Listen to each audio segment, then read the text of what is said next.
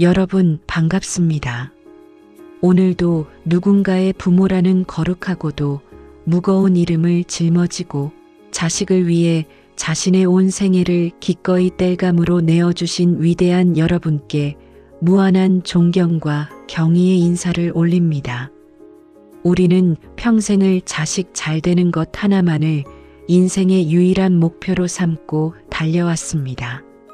내 입에 들어가는 것은 아까워도 자식 입에 들어가는 것은 세상에서 가장 기뻤고, 내가 입는 옷은 실밥이 터져도 자식 옷은 늘 반듯한 것으로만 골라 입혔습니다.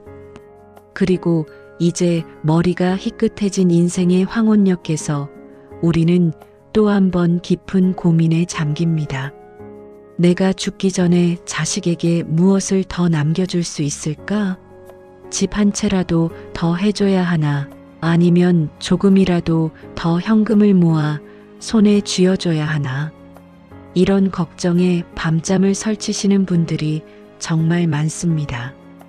특히 요즘처럼 세상이 험하고 살기 팍팍할수록 부모의 마음은 더욱 애틋해지고 미안함만 커져갑니다. 하지만 여러분, 오늘 저는 여러분께 조금은 아프지만 평생의 고정관념을 뒤바꿀 아주 중요한 진실을 말씀드리려 합니다. 당신이 피땀 흘려 모은 그 재산이 과연 당신이 떠난 뒤 자식에게 영원한 축복이 될까요? 아니면 형제간의 싸움을 부르고 자식의 자립심을 꺾어버리는 독약이 될까요? 수많은 가족의 흥망성쇠를 지켜보며 우리가 깨달은 결론은 단 하나입니다.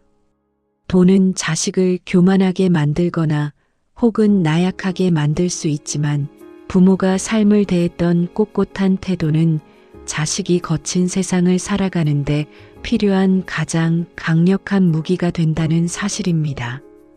자식은 부모의 입에서 나오는 100마디 훈계가 아니라 부모의 등이 보여주는 삶의 궤적을 보고 자랍니다. 당신이 고난 앞에서 어떻게 무릎을 펴고 일어섰는지, 늙어가는 시간을 얼마나 우아하고 당당하게 받아들였는지, 그리고 타인과 세상을 향해 어떤 따뜻한 시선을 보냈는지가 자식의 인생 철학이 됩니다. 오늘 이 시간은 자식에게 물려줄 수 있는 가장 위대한 정신적 유산인 부모의 태도에 대해 세 분이 구체적인 인생 이야기를 통해 아주 깊고 길게 이야기해 보려 합니다. 이 영상이 끝날 때쯤 당신은 재산을 더 물려주지 못해 미안해하는 부모가 아니라 자신의 삶 그 자체로 자식의 영원한 이정표가 되는 존경받는 부모로 다시 서게 될 것입니다. 오늘 이야기가 여러분의 삶을 바꿀 소중한 깨달음이 되길 진심으로 바랍니다. 내용이 유익하시다면 댓글에 내라고 적어주시고 구독과 좋아요로 이 지혜를 함께 나눠주세요. 여기에 한 평생을 건설 현장에서 잔뼈가 굵은 72세 김만석 어르신의 이야기가 있습니다. 만석 어르신은 젊은 시절 말 그대로 악착같이 살았습니다. 겨울에는 손등이 터져 피가 흐르고 여름에는 탈진할 정도의 무더위 속에서도 오직 내 자식들만큼은 나처럼 흙먼지 마시며 살게 하지 않겠다는 일념 하나로 버텼습니다. 그렇게 수십 년을 일해 서울에 집 2채와 상가 건물까지 마련했죠. 자식들에게는 남부럽지 않은 유산을 물려준 셈입니다. 하지만 은퇴 후 만석 어르신의 삶은 전혀 평온하지 않았습니다. 명절에 자식들이 모이면 집안에는 묘한 긴장감이 흘렀습니다. 큰아들은 사업 자금을 대달라며 은근히 압박을 가하고 둘째 아들은 형만 편애한다며 눈을 흘겼습니다. 아버지가 아직 건강하게 살아계신데도 그들의 관심은 오직 아버지가 남길 재산의 액수와 배분에만 쏠려 있었습니다. 만석 어르신은 가슴이 무너졌습니다. 내가 무얼 위해 이렇게 고생하며 돈을 모았나 싶은 자괴감이 매일 밤 그를 괴롭혔습니다. 그러던 어느 날 만석 어르신은 고등학교 동창인 이 선생을 만났습니다. 이 선생은 평생 소박한 교직 생활을 하다가 은퇴한 후 낡은 아파트 한 채 외에는 별다른 재산이 없는 분이었습니다.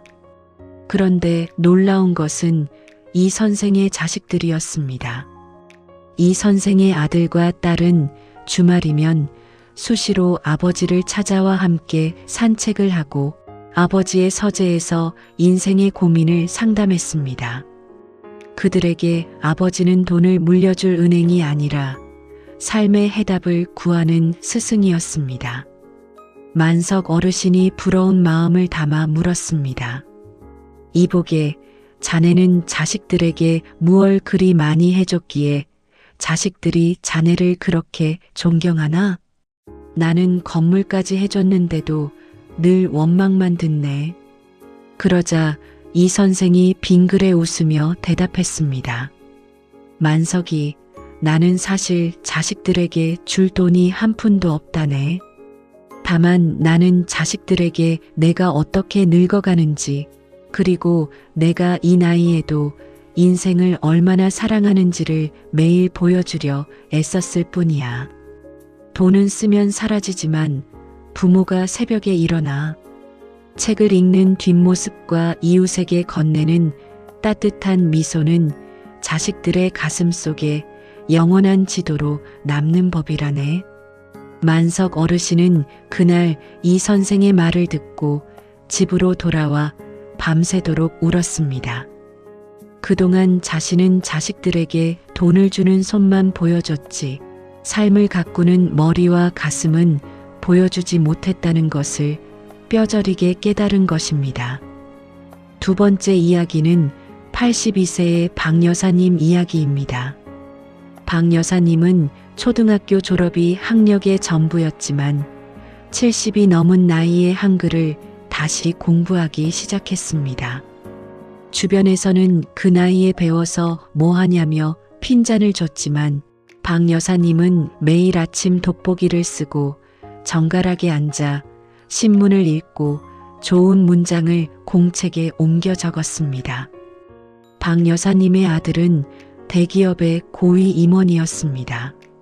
매일 업무 스트레스와 경쟁에 시달리며 지쳐있던 아들은 가끔 어머니 댁을 방문할 때마다 큰 충격을 받았습니다. 80이 넘은 어머니가 텔레비전을 켜놓고 멍하게 계시는 게 아니라 항상 책상 앞에 꼿꼿하게 앉아 무언가에 열중하고 계셨기 때문입니다. 아들은 어느 날 어머니의 공책을 몰래 훔쳐보았습니다. 그 안에는 이런 글귀가 적혀 있었습니다. 오늘은 새로운 단어 3개를 익혔다. 세상은 참 배울 것이 많구나. 내 아들도 오늘 하루를 배움으로 채우며 행복했으면 좋겠다. 아들은 그 글귀를 보고 눈물을 왈칵 쏟았습니다.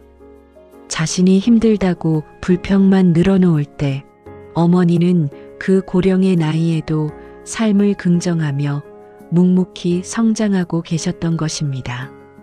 박 여사님이 아들에게 물려준 유산은 부동산이 아니었습니다. 그것은 바로 평생 공부하는 자세와 삶을 향한 호기심이었습니다. 아들은 그날 이후 삶의 태도가 완전히 바뀌었습니다. 어머니의 뒷모습을 생각하며 고난 앞에서도 다시 일어설 용기를 얻은 것이죠. 우리 어머니도 저 나이에 공부하시는데 내가 여기서 포기할 수 없지. 이것이 바로 돈으로 살 수 없는 최고의 정신적 상속입니다. 세 번째는 79세 최홍의 이야기입니다. 최홍은 자식들이 분가한 뒤에도 절대로 자식들에게 먼저 연락해 외롭다, 보고 싶다, 언제 오냐는 소리를 하지 않았습니다. 대신 그는 자신만의 일과를 아주 엄격하고도 즐겁게 유지했습니다. 월요일에는 서예를 배우러 가고 화요일에는 산악 동호회 친구들과 산을 탔으며 수요일에는 지역 도서관에서 자원봉사를 했습니다. 어느 날 큰아들이 걱정이 되어 아버지를 찾아왔을 때 최홍은 앞치마를 두르고 직접 구운 빵을 내놓으며 말했습니다.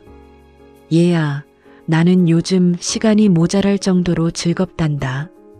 너희도 부모 걱정하지 말고 너희 인생을 마음껏 즐겁게 살거라. 나는 내가 알아서 잘 노니까 말이다. 큰아들은 아버지를 보며 깊은 안도감과 동시에 형용할 수 없는 존경심을 느꼈습니다. 보통 친구들의 부모님들은 자식의 연락에 일희일비하며 서운함을 토로하는데 자신의 아버지는 스스로를 가장 행복하게 만드는 법을 알고 계셨기 때문입니다. 최홍이 자식에게 남긴 태도는 품격 있는 홀로서기였습니다. 부모가 자식에게 집착하지 않고 자신의 삶을 당당하게 누릴 때 자식은 비로소 부모를 짐이 아닌 롤모델로 여기게 됩니다. 자식에게 짐이 되지 않는 가장 적극적인 방법은 내가 먼저 나의 삶을 뜨겁게 사랑하는 모습을 보여주는 것입니다. 이제 세 분의 이야기에서 찾은 인생의 진실들을 하나씩 짚어보겠습니다. 첫 번째 진실은 자식에게 물려줄 최고의 재산은 부모가 지키는 일상의 규칙이라는 점입니다. 자식은 부모가 아침에 몇 시에 일어나는지, 일어나서 가장 먼저 무엇을 하는지, 밥을 어떻게 먹고 주변을 어떻게 정리하는지를 평생 보며 자랍니다. 부모가 늙어서도 흐트러지지 않고 정갈한 일상을 유지하는 태도는 자식에게 인생의 기본은 성실함이라는 것을 무의식적으로 심어줍니다. 돈을 물려주면 자식은 그 돈을 쓰는 법만 고민합니다. 하지만 부모의 정갈한 일상을 물려주면 자식은 삶을 경영하는 법을 배웁니다. 당신이 매일 아침 이불을 개고 창문을 열어 환기를 시키고 자신의 공간을 닦는 그 사소한 행동들이 자식에게는 거친 세상을 이겨낼 정신적 기둥이 됩니다. 두 번째 진실은 공부하는 부모의 뒷모습은 자식의 자부심이 된다는 것입니다. 나이 들어서 머리가 굳었다는 말은 핑계입니다. 박 여사님처럼 한글을 배워도 좋고 최 사장님처럼 새로운 디지털 기술을 배워도 좋습니다. 부모가 무언가에 몰입하여 눈을 반짝이는 모습을 볼 때 자식은 전율을 느낍니다. 나도 우리 부모님처럼 늙고 싶다는 생각이 들게 만드는 것, 그것이 자식에게 줄 수 있는 최고의 선물입니다. 지식 그 자체가 중요한 게 아닙니다. 세상을 향해 마음을 열고 끊임없이 탐구하는 태도 그 자체가 유산입니다. 생각이 멈춘 부모는 자식과 대화가 통하지 않습니다. 자꾸 옛날 이야기만 반복하게 되죠. 하지만 공부하는 부모는 자식과 미래를 이야기할 수 있습니다. 자식의 고민에 대해 현대적인 통찰을 들려줄 수 있습니다. 공부하십시오. 그것이 당신을 자식의 인생에서 뒷방 늙은이가 아닌 영원한 조언자로 남게 할 것입니다. 세 번째 진실은 부모의 고독이 깊을수록 자식의 인생은 넓어진다는 것입니다. 역설적으로 들리시나요? 부모가 홀로 있는 시간을 외로움이 아닌 환희로 채우는 법을 알 때 자식은 효도라는 죄책감에서 해방됩니다. 많은 부모가 자식을 자신의 노후 보험으로 생각합니다. 하지만 그것은 자식의 발목을 잡는 일입니다. 최홍처럼 나는 혼자서도 너무나 행복하다는 것을 행동으로 보여주십시오.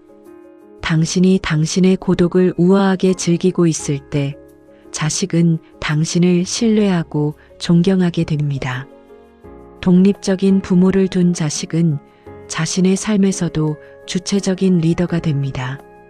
누군가에게 기대지 않고 스스로 행복을 찾는 법을 부모의 뒷모습에서 배웠기 때문입니다. 자식에게 당신의 외로움을 팔지 마십시오. 대신 당신의 평온한 혼자만의 시간을 보여주십시오. 네 번째 진실은 부모의 환대와 친절이 자식의 평판을 결정한다는 것입니다. 여러분, 식당이나 공공장소에서 무례하게 행동하는 어르신들을 보신 적이 있으실 겁니다. 자식의 입장에서는 그런 부모가 가장 부끄럽습니다. 반면 길가의 청소부에게 따뜻한 음료수를 건네고 아파트 경비원에게 먼저 고개 숙여 인사하는 부모의 모습은 자식에게 인간에 대한 예의를 가르칩니다. 자식은 부모의 그런 행동을 보며 사람은 저렇게 대하는 것이구나라고 배웁니다. 돈을 물려주면 자식은 그 돈으로 사람을 부리려 하겠지만 너그러운 태도를 물려주면 자식은 사람의 마음을 얻는 법을 배웁니다. 세상에서 진정으로 성공하는 사람은 기술이 좋은 사람이 아니라 사람이 따르는 사람입니다. 부모가 보여준 너그러움은 자식이 사회에서 존경받는 리더가 되게 하는 가장 확실한 밑거름이 됩니다. 다섯 번째 진실은 감사는 습관이며 부모로부터 대물림된다는 것입니다. 입만 열면 원망과 신세 한탄을 하는 부모 밑에서 자란 자식은 세상의 어두운 면만 봅니다. 하지만 사소한 것에서도 감사를 찾아내는 부모 밑에서 자란 자식은 어떤 시련이 와도 희망의 줄기를 찾아냅니다. 오늘 반찬이 참 맛있다. 창밖의 햇살이 참 따뜻하구나와 같은 부모의 작은 감탄사가 자식의 뇌세포에 행복의 회로를 만듭니다. 행복은 성취하는 것이 아니라 발견하는 것이라는 사실을 부모의 일상을 통해 배우는 것이죠. 자식에게 긍정적인 에너지를 물려주십시오. 그것은 수십억의 현금보다 자식의 인생을 더 풍요롭게 만들 것입니다. 감사는 당신의 노년을 아름답게 만들 뿐만 아니라 당신 자식의 미래를 밝히는 등불이 됩니다. 여섯 번째 진실은 죽음을 대하는 부모의 태도가 자식에게는 생애의 마지막 교육이 된다는 것입니다. 죽음을 두려워하며 회피하기보다 나는 참 열심히 잘 살았다. 이제 자연으로 돌아갈 준비가 되었다라고 담담하게 말하는 부모의 모습은 자식에게 압도적인 숭고함을 줍니다. 자신의 주변을 정리하고 자식들에게 마지막 당부를 남기며 미소 짓는 부모의 뒷모습은 자식에게 삶의 유한함을 가르치고 지금 이 순간을 더 소중히 살게 합니다. 죽음은 끝이 아니라 부모가 자식에게 주는 마지막 수업입니다. 그 수업이 아름다울 때 자식은 부모를 영원히 가슴속에 살아있는 별로 간직하게 됩니다. 이제 이 위대한 유산을 어떻게 구별하고 실천해야 할지 구체적인 방법을 정리해 드립니다. 오늘 당장 시작할 수 있는 작은 변화들이 모여 자식의 인생을 바꿉니다. 첫째, 의관정제의 의식을 가지십시오. 집에 혼자 있다고 해서 늘어진 옷을 입고 있지 마십시오. 아침에 일어나 깨끗이 씻고 단정한 옷으로 갈아입는 그 행위 자체가 나는 나를 존중한다는 선언입니다. 자식이 갑자기 들이닥쳤을 때 당신의 정갈한 모습은 그 자체로 권위가 됩니다. 둘째, 자신만의 공부 시간을 선포하십시오.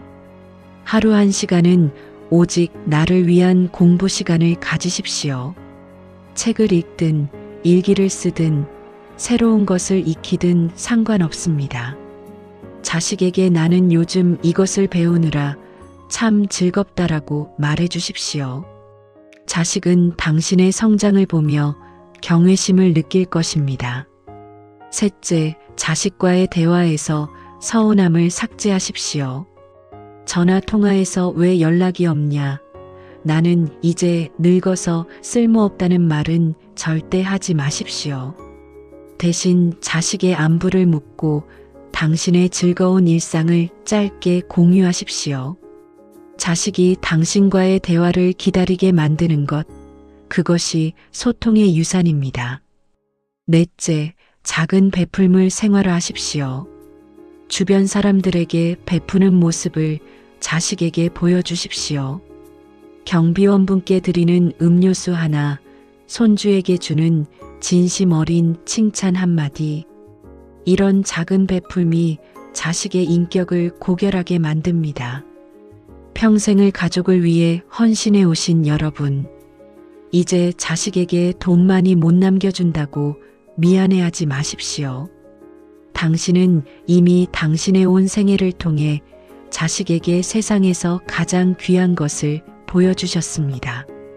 시련 앞에서 꺾이지 않았던 당신의 인내, 자식을 위해 밤잠 설치며 기도했던 당신의 사랑, 그리고 늙어서도 품격을 잃지 않으려 노력하는 지금 당신의 모습, 자식은 당신의 재산이 아니라 당신의 뒷모습을 기억할 것입니다. 당신이 행복하게 웃는 모습, 당신이 무언가에 열중하는 모습, 당신이 타인을 너그럽게 대하는 그 순간순간이 자식의 가슴 속에 영원히 지워지지 않는 삶의 지도로 남을 것입니다. 당신은 지금 이 순간에도 자식의 인생에 가장 거대한 정신적 상속을 지필하고 계십니다. 당신이 당당해야 자식도 당당하고 당신이 평온해야 자식도 평온합니다. 이제 당신 자신을 위해 그리고 당신이 사랑하는 자식을 위해 가장 기품 있고 아름다운 노년을 살아가십시오. 지금 여러분은 어디에서 이 영상을 보고 계신가요? 고요한 방 아닌가요? 아니면 이동 중인 차 아닌가요? 오늘 이야기를 들으며 자녀에게 돈 대신 꼭 물려주고 싶은 나만의 태도 혹은 삶의 지혜가 있다면 댓글로 남겨주세요. 부모로서의 당신의 위대한 여정을 제가 하나하나 소중히 읽으며 뜨겁게 응원하겠습니다. 영상이 유익하셨다면 구독과 좋아요 부탁드립니다. 여러분의 참여가 더 좋은 영상을 만드는 큰 힘이 됩니다. 시청해 주셔서 감사합니다. 당신은 이 세상에서 가장 위대한 부모입니다.